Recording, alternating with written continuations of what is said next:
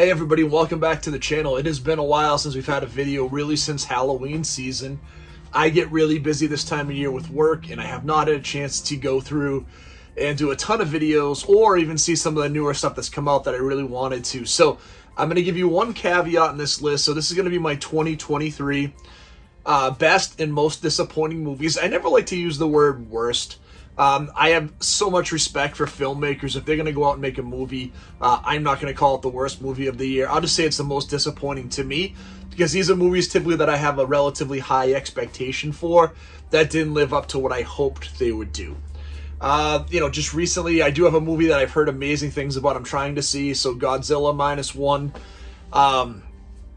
It's only playing at like 10:30 at night locally, so I just haven't had a chance to see it. So I would absolutely love to, just haven't had a chance to see it yet. So I am hoping to see it, and I'll come back and give you a review on it if I do. But I have seen a lot this year. I've tried to see all the major horror movies that have come out. I've seen a lot of the independent stuff that's come out. So just like last year, I'm going to go through and do my top 5 best and most disappointing movies of the year. So let's start with our top 5 best movies of the year. And this year was interesting. I had a couple of movies on here that I didn't expect to be on here at all. And then some of the ones that came out that I had a pretty high expectation for. So let me go through the movies that didn't surprise me that I thought would be on my list that were. So let's hit on a couple of the big ones. And I won't go super deep because I've actually done reviews for these movies. But let's talk about Thanksgiving, Scream 6, and Evil Dead Rise. So I've actually done separate reviews for all of those movies.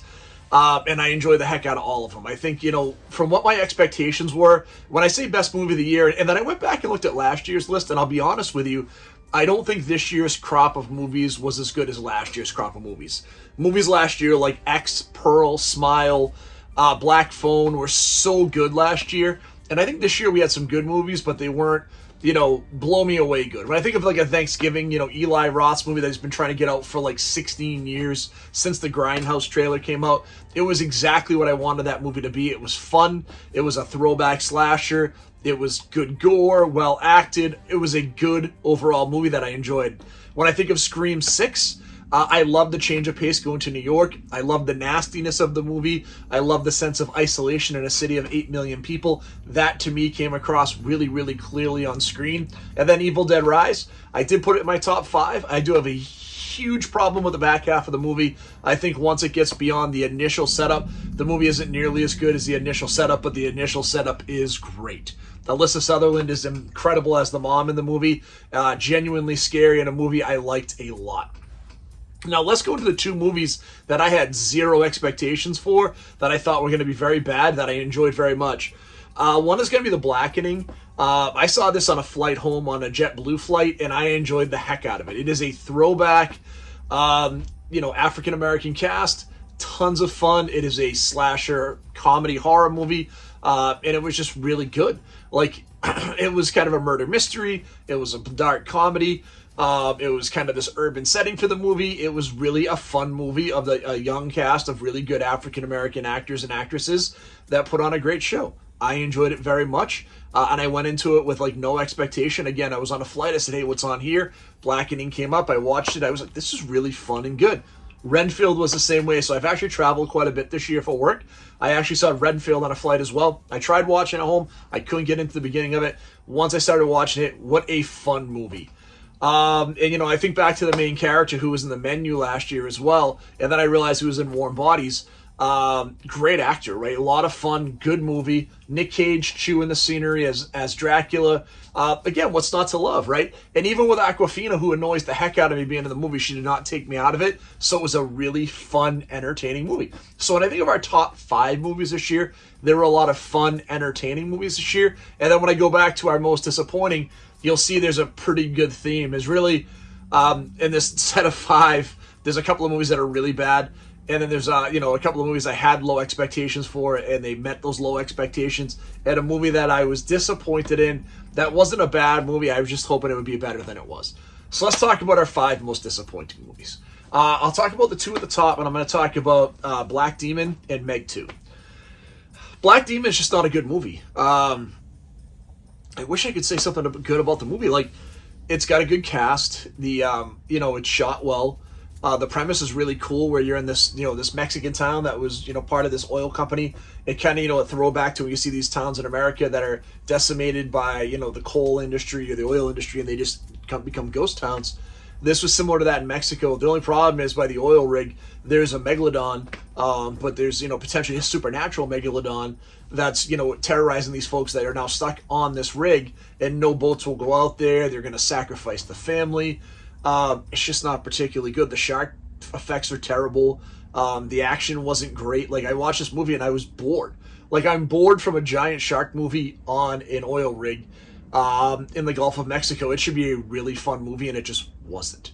Meg 2 suffers the same fate, and shame on you, Meg 2. If you don't know, I'm a giant Steve Alton fan. I love the Meg books. I think they're some of the best science fiction horror books that have come out of this subject. Very much like, going back and reading Jurassic Park. When I read the first Meg book, I was blown away, and then the whole series, including, I was hoping we'd get like Hell's Aquarium, which was the coolest book out of all of them. They've just done a crap job with the series. Like, the movies aren't great. We have the potential. I saw the trailer. I was excited. We saw the Meg attack the T-Rex at the beginning. We saw the giant octopus. We had all this cool stuff. And I'm like, oh, this is going to be a really fun monster movie. And instead, we got like this crappy drama under the ocean for 40 minutes of this monster movie, and it wasn't good. It disappointed the hell out of me, and I thought it wasn't as good as the first Meg, and I thought the first Meg was very average. So for someone who loves giant shark movies, Jaws, Deep Blue Sea, anything that's out there, I will watch. I love big monster movies. To give me two giant monster movies with giant sharks and megalodons that were disappointments was super frustrating. Now let's talk about the two public domain movies that are out there this year. Movies that fell into, well, one was public domain, and one was skirting the parody laws really, really hard. So we'll talk about Winnie the Pooh, Blood and Honey, and we'll talk about The Mean One. Obviously, The Mean One is a Grinch horror movie. Man, super low budget. It's got some decent effects. I like the goofiness of it with, Cindy You-Know-Who, and The Mean One, they can't call him the Grinch. The premise of how he dies is interesting. It's just not a good movie. It's just not, again, it's low budget, it's not well made, so it's very disappointing on what we had. I think they did okay with what they could do with the property. Well, I think Winnie the Pooh, Blood and Honey is just trash. Like, it's, again, a low budget movie, not well made, not well done, but it just doesn't look well made or well done. It's just a crappy looking movie with mediocre kills, unnecessary nudity, just not a good movie. Like, it wasn't fun. Watching those four movies, I didn't get a lot of joy out of any of them. The last movie is a little more disappointing, which was Knock at the Cabin, which is M. Night Shyamalan's movie that came out at the beginning of last year. And I went in seeing it, and I was like, man, I really like M. Night Shyamalan. I do. I like his movies, and it wasn't a terrible movie. There was some cool stuff. There was some interesting set pieces. The acting was fine. The moral ambiguity of, do you sacrifice someone in your family to save everybody? Kind of that same thing we had in Cabin in the Woods. So I like that. I like when there's there's a moral dilemma in a movie, and I thought they played it pretty seriously, and I thought, the characters were decent. I just walked out and I thought it was just okay though. And I had really high expectations. Like, when I used to go to an M. Night Shyamalan movie, and again, very, very transparently, I love Sixth Sense, I love Signs, I loved Unbreakable. I even really enjoyed The Village. Then you came back and had like Glass and The Visit. Like, you've had some stuff that were pretty fun, and then you just have some movies that are just kind of a letdown. Like, this kind of falls in the same category for me as Old, where, again, it's not a terrible movie, it's just not a good movie, and with him I have high expectations. So those are my 5 most disappointing movies of the year. I thought they had so much potential to be so much better. I am going to try to see Godzilla -1. I'm hoping I can get to see that before the new year. We've got a couple of days left. But thank you for checking out the channel. I'm going to try to get in as much stuff as I can in the new year. My goal is to get like 1 to 2 videos a month for you. If you haven't subscribed, please do so. I really am trying to get in to the media day next year for Hallowscream. And also I'm going to try to submit, fingers crossed, to get in for media for Halloween Horror Nights ahead of time. And we're looking at this year maybe a little differently. I may end up trying to do Halloween Horror Nights in California this year, because I've never done that version of it, and it looked really cool last year. So we'll see what happens. We might not even do Hallowscream this year. It might just be Halloween Horror Nights, but it might be the Hollywood version. So That's it, everybody. Thank you for checking out the channel. If you haven't done so far, like I said, please hit that like and subscribe. We appreciate all of you. And as always, stay scary.